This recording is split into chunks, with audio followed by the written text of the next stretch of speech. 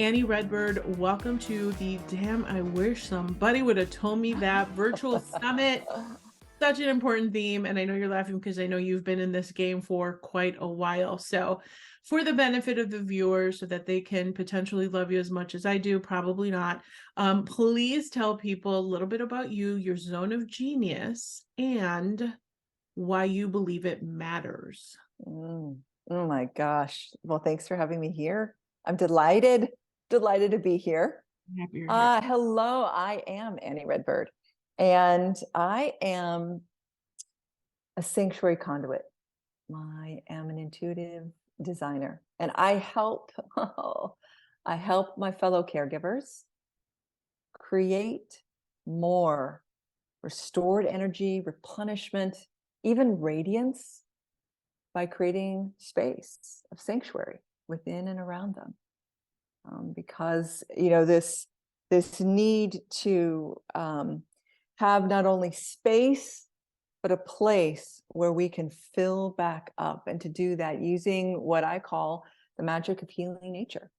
And so I'm a life and style expert, and an expert comes from, well, we'll get into more about that, but expert comes, it comes from a life lessons, and also a very reverent practice of taking really good care of one's very precious self. So here I am. Let's talk. Well, help me understand why, in your own words, why does your work matter? Why do you believe it matters so much? Peace. Absolutely, 1000%. I think that by changing my space, my immediate space, I can experience peace. And I know through science, and I know through mysticism, I understand, and I know personally that when I can create peace that's within myself and peace that is around me, that ripple effect is incredibly powerful. And by peace, what I mean is a sense of calm, but also a sense of delight and wonder and joy, pleasure and balance. So that's why my work matters. It matters that we have experience of peace more and more, because as I say to my clients, your peace matters to the peace of this world. Oh, wow, that's beautiful. That's beautiful. Matters. I love how you say that with such conviction, like you know, like you know. Like I know, like I live. So that's first of it. Like first part is in the integrity of it. I live this. And I think that that's such an empowering place to be when you're in business, is to be in a place of knowing. And I also know, as a caregiver, care ambassadress is what I like to call us, as a business owner, is that when I honestly am in a point, it is rebellion, sort of a place of rebellion in terms of caring.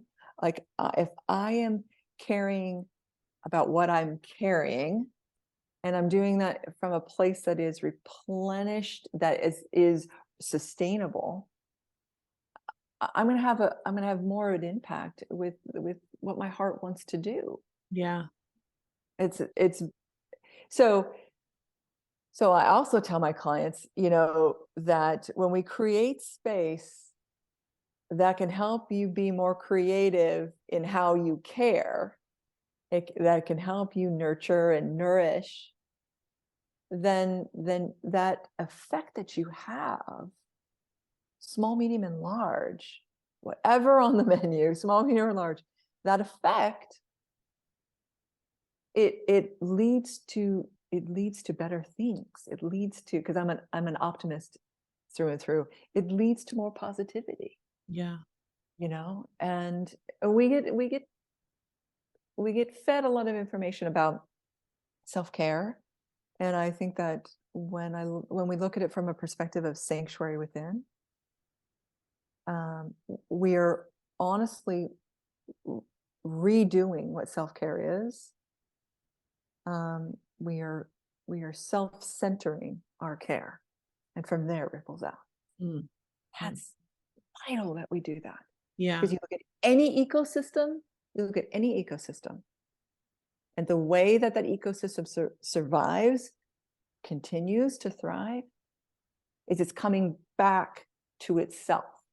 It's coming back to itself seasonally, comes back. Whenever there's a disruption of too much of that, too much of this, that ecosystem fails. Yeah. It starts to thrive less. So holds true. So we need that. We need nature around us in our everyday to know that. Love it.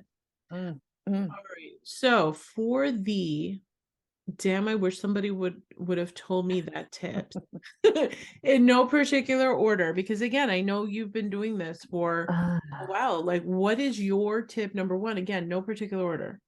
Oh my gosh. Okay. I would start with finding tip number one. I feel like there should be like a placard I hold up. Tip number one is to trust your natural instincts. Yeah. I think that what can happen, we've got so much coming in, so much stimuli, right? And we're moving through the different seasons of our life. We have so much stimuli coming in. Number one is to trust your natural instincts, because you do. You Okay. came here knowing, you really do. And you can just get really piled under the dust of it all and mistake your voice for others. And so learning to trust your instincts, your natural instincts, leads me to number two, which is, well, how do you hear yourself? How do you hear yourself, you said? How find ways and mechanisms where you can always come back to center. Okay. Where you can constantly be coming back to center to hear your own voice. I know this works, I think, in the business realm, it works in the caregiving realm. We have so much coming in. And when we can have tools in place where we can hear ourselves, we can hear our instincts and trust those instincts, and just rinse and repeat that. So that's like tip 1A and 1B. Okay. Can you give me an example of what you mean by that? Like where you say 5 ways to come back to that. So somebody who is hearing that and be like, I need more of that in my life. How do I start, Annie? What is one practice that I can take to do that? Sacred morning. I call it my sanctuary self-time. In the morning, in those first few moments, before you've like turned on any gizmo gadget or even your mom, lover, whatever hat, that you have some very sacred time, and to have very clear, repeatable, boundary setting statements, so that those that want to come in on that, because that's feel good energy, right? When we're nurturing ourselves. And so people get attracted to that. Yeah. My son loves that energy. But to be really clear and have very clear statements. This is my time. So mine has ranged through the different seasons of my life. It's sometimes been a 4:30 before anybody else is awake.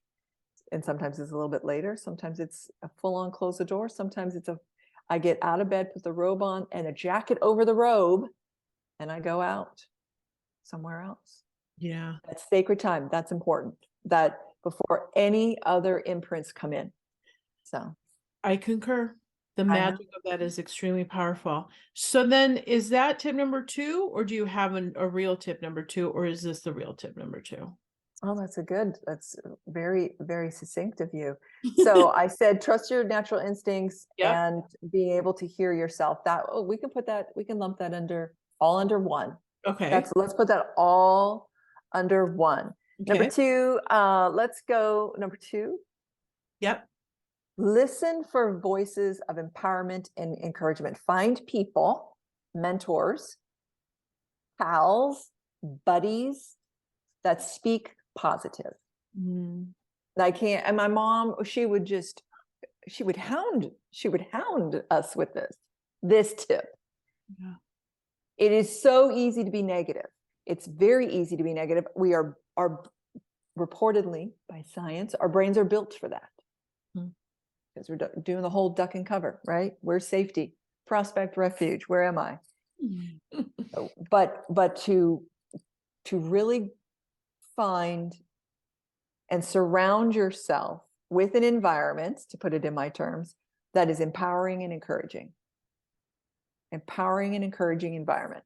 And so specifically, you want to surround yourself and you want to pay money for those people who are going to be empowering and encouraging, not those that are going to do the opposite, because you will become disenchanted.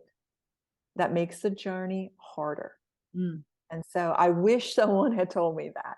Yeah. Like I didn't need to put up with that other stuff. I really didn't.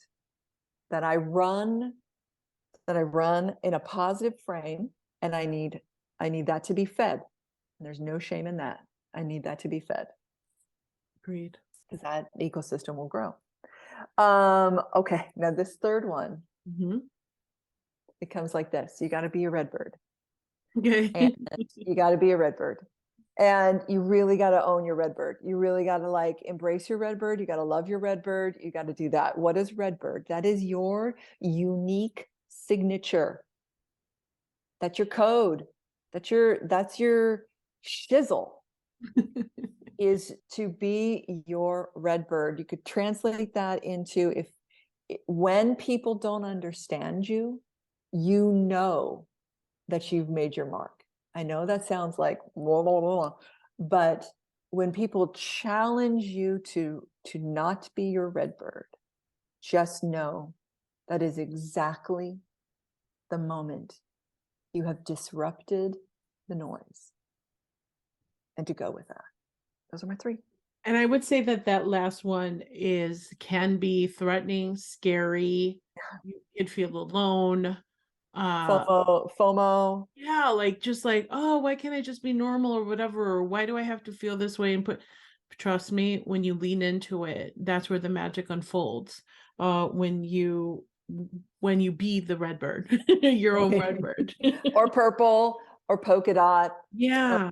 Or it's be who you came here to be. I know, that's so true. It's like, don't waste time not owning that part of yourself. You're robbing yourself of the full experience in this life. And I wish someone had told me that. Yeah. I think people did tell me that. Yeah. But to creating an environment where you can lean into that, and when you don't feel safe doing that you can come back to. Yeah.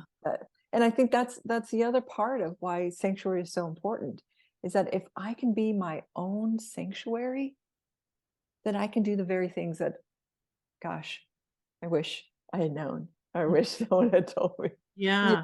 I wish I had listened or understood. So, yeah. All right. So I'm just going to recap so everyone has let's do it. Yeah. Recap here. Number 1, trust your natural instincts and find ways to come back to center. And your biggest tip for that was a sacred morning, which I love, love, love. Number 2 is listen for the voices of empowerment and encouragement. Very essential. If you're going to be in this for the long haul, commit to finding those voices that will empower you and encourage you. And number 3 is be a redbird. Own the thing that makes you, you, and really be at peace, be full, be present, be in the absolute of that experience of being who you really are. Because it's so refreshing. Speaking of peace, no less, right? You'll have so much more peace in really owning that, which is really the center of the message that you talk about. Yeah, it comes right back to that. It does. Right back to that. Yeah. It sure does. So Annie Redbird, how do people get in touch with you, find out more about how they can find those moments of sanctuary to really experience what it means to find that inner peace, to find that well-being? How do people get in touch with you? You can find me on the internet, this really crazy thing called the internet, at Redbird Restorative Gardens. And you can have great conversation with me over on Instagram at Annie Redbird. So Perfect. So your handles of how to get in touch with you on social media and all the other goodies that we have to connect with Annie are going to be right below this video. Make sure to connect with her, because who couldn't use more peace and well-being in their lives? Everyone needs this. So connect with Annie. She's your go-to. All right, Annie, thank you so much for being on the Damn I Wish Somebody Would Have Told Me That virtual summit. My pleasure. Thank you.